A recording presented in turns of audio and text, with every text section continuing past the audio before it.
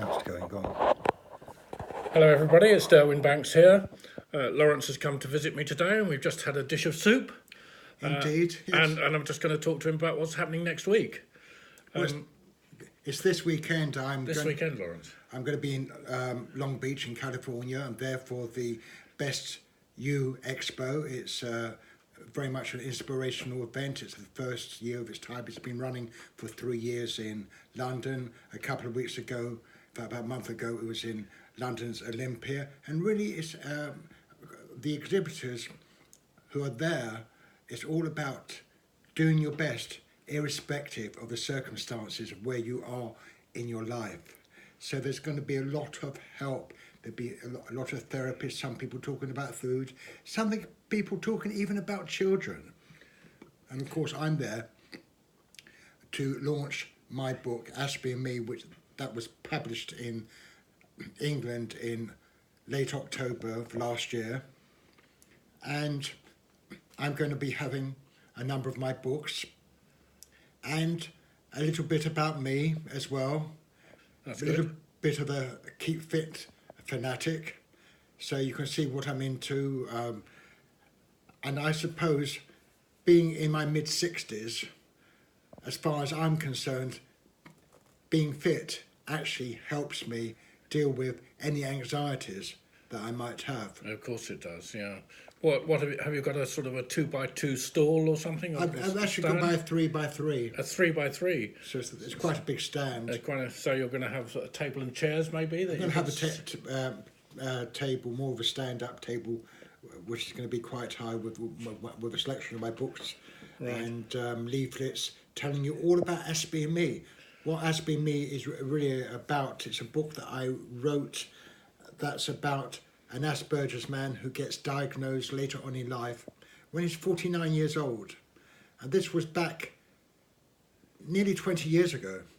So actually, very, very few people really knew much about autism. Autism was very much in its infancy, as was Asperger's, even though autism itself was actually recognised by a German called Leo Kanner, and we're going back to the 1920s, 1930s. So it was always around, but what seems to be happening at the moment is the amount of people getting it is on the increase, and it's like that in America too, isn't it? There's more and more people. I think it's not a question of they just being diagnosed. There's definitely more people, isn't there? There are definitely more people, and I think what we have to think about is that one of the reasons is more and more people have been recognised either being the autistic spectrum or having Asperger's, which has now been dissolved into the autistic spectrum, is that one of the reasons why it's on the increase is not as though it's on purpose on the increase. It's because I believe, as quite a few neuroscientists do as well, that all that autism or Asperger's is a stab by evolution to actually produce a new breed of human being. If you think about it, many of the techno guys, Google, Microsoft, they're all run by adults who've got autism or Asperger's. So those who've got... They're very focused. Extremely focused. And this whole idea, and this is one of the reasons I'm also going to be out there to explain this whole idea that adults, from my perspective, it's about adults and not about children, that adults can't be empathetic. One of the problems that adults have is that they're too empathetic. They have a great difficulty in filtering out unwanted feelings, emotions, just as like I do.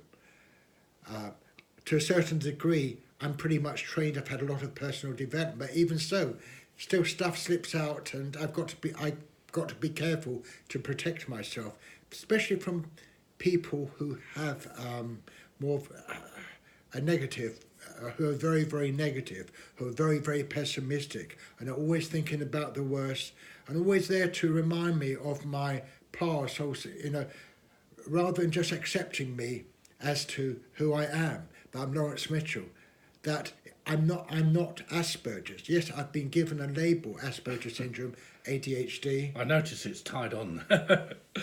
This is tied on purpose. It's going to make good for travelling. No. The label is tied on. What, the label? This is a joke. A joke. Right. Okay. You see, I don't understand. Here's Derwin telling me a little bit of small talk. Here was a little joke that my label was tied on, and of course I didn't get it. That's just very, very typical of an Asperger's adult like me.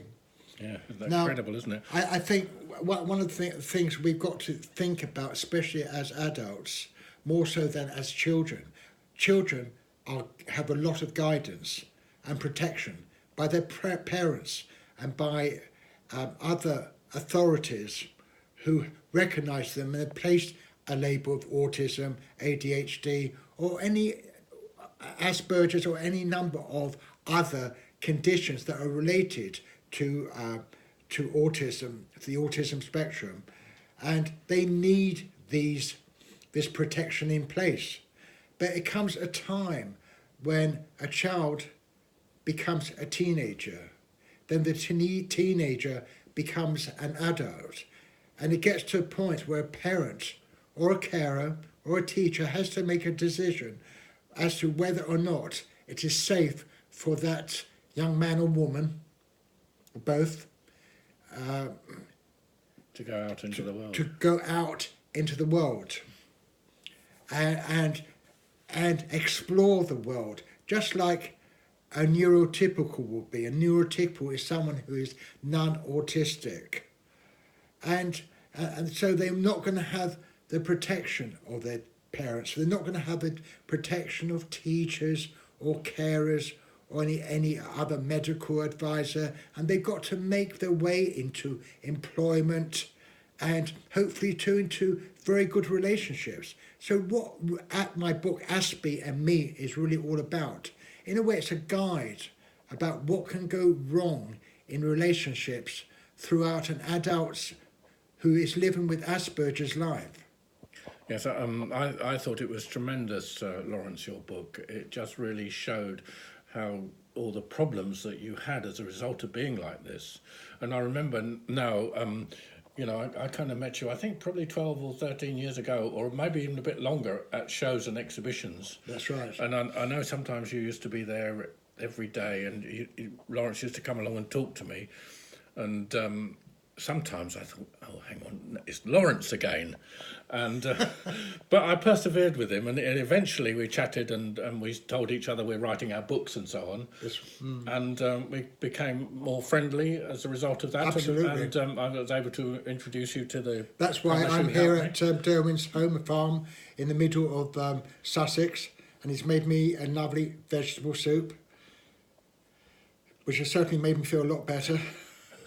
So, the answer is, I knew you were different, but I didn't have any idea why. I think I like the title of being different, and if you think about it, all of us are different. This whole idea that, in fact, I would like to even go on to say that every one of us is on the spectrum somewhere. I think more than realise, yeah.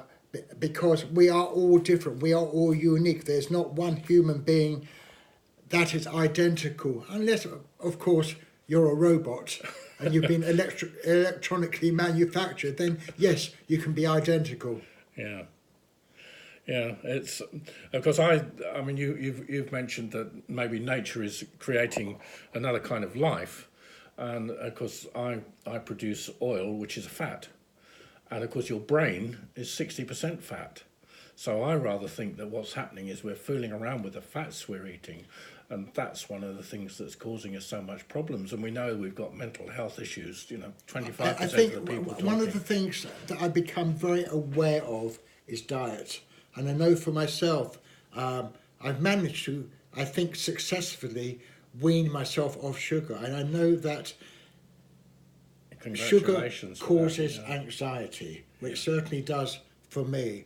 And it's all very well coming off it, but when you're addicted to a substance, and it's not necessarily a drug, and of course sugar is a drug, and sugar is how many times more addictive than cocaine or heroin or any of or those type of substances. So it's quite understandable. I don't know what's worse, cigarette smoking or sugar, but whereas cigarette smoking might be responsible for lung cancer, what sugar I think is responsible for is a lot of the anxiety. It can add to depression, and what Joan just mentioned about fats, and the brain is 60% fat. So obviously healthy fats must nourish the brain, and unhealthy fats must create all sorts of problems for the brain. Yeah. But obviously I'm not medically trained. I have a certain understanding of nutrition. Well, do you know, Laurence, now that there are many more doctors actually thinking that food has got something to do with health. And I was just speaking to a wonderful doctor the other day, Dr. Ruby Adula, and he's been to America, and he tells us that in the medical schools in America, they're actually teaching doctors about nutrition, and they're teaching them how to cook. And we're a bit behind that over here. It wouldn't surprise me. He's trying to help do that, and of course, as a farmer, I know at the event that I'm going to, and it's at Long Beach, and at the convention hall this coming weekend. It's called the Best You Expo, and as I say, it's going to be on the 24th and 25th of March this coming weekend. And if you can get along, there's one particular stand there where they really talk about diet, and they talk about how they've devised a certain diet that will benefit you. It will help to reduce inflammation, illness, condition, disease, and a lot of other things. I don't really know too much about it myself. Well, I think what we're doing here is a lot of doctors are bought into the idea of a low carb diet for helping people with diabetes, and of course carbohydrates generally make sugar in the body. Yes. So hopefully you haven't been replacing all your sugar with too much carbohydrate. No. But have been a big reduction in all of carbohydrates. those things, yeah. In fact, I now get most of my energy from either nuts. Yeah, so that's fat.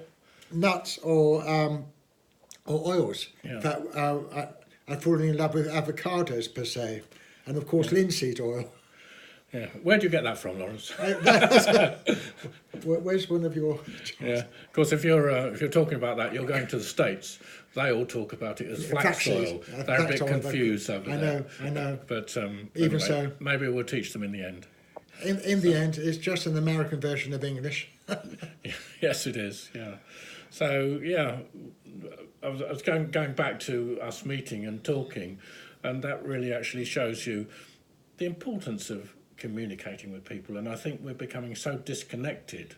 And I could have easily have said, "Oh, I'm not going to bother to talk to Laurence anymore," but you know, we somehow struck up some sort of repartee. You know, I'm a bit of an extrovert, and sometimes I even do my exercises, my crazy, what's called calisthenics, body weight exercises. I find a train carriage, and there's not too many people, and I start doing something, and I probably get a few faces, but I don't really care about it too much. But I feel in this day and age, there's no excuse for even someone who's relatively unfit to become fitter.